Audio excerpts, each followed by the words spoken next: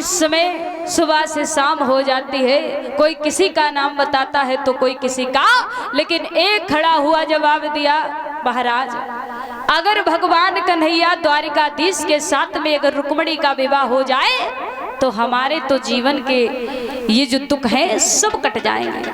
महाराज भीष्म कहने लगे, मंत्री तुमने तो हमारे मन की बात छीन ली है।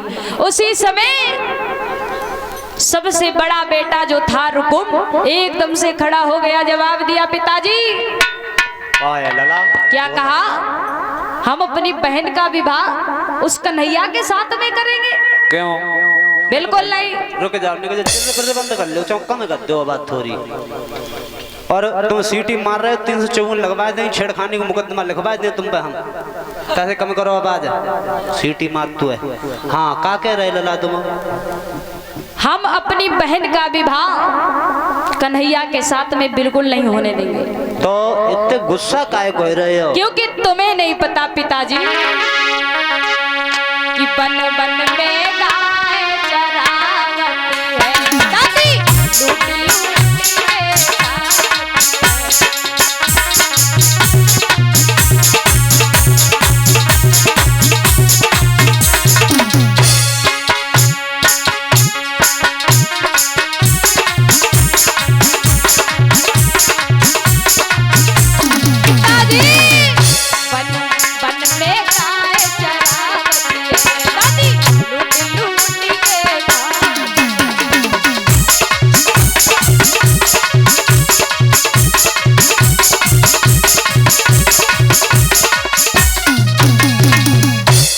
जवाब दिया है, वन वन में जा करके गैया चराता है और घर घर में जा करके माखन खाता है। हम ऐसे चोर के साथ में अपनी बहन का विवाह बिल्कुल नहीं करेंगे।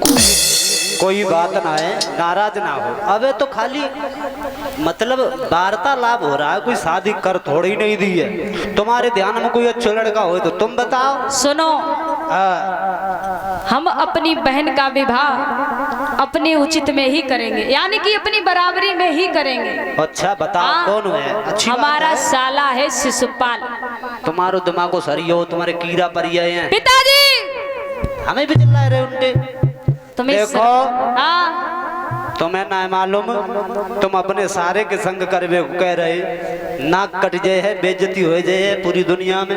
क्योंकि तुम्हें नहीं पता है, हम अपने बराबरी के ही साथ में करेंगे, क्योंकि जितने हम राजा महाराजा है वैसे ही वो राजा है। उसके साथ में हम अपनी बहन का विवाह करेंगे, वो हमेशा सुखी से रहेगी। लला वो तो गलत बात है, ऐसी बातें ना कर। तो कोई और लड़का देखो और अपने सारे के संग में दुनिया थूके कहे कौन लड़के ना मिलो अपने सारे संग। अगर ऐसे साले देखे रहे तो सब कुमारे ही बैठे रहे। पिताजी तुम्हें नहीं पता है, हम विवाह करेंगे तो अपने साले के साथ भी करेंगे। नहीं मने हो? बिल्कुल नहीं। उसी समय क्या हुआ, जो रुकुम था पिताजी को सभा के बीच में लज्जित करता है, बात नहीं मानता है। उसी समय क्या हुआ, एक पत्र को लिखने लगा।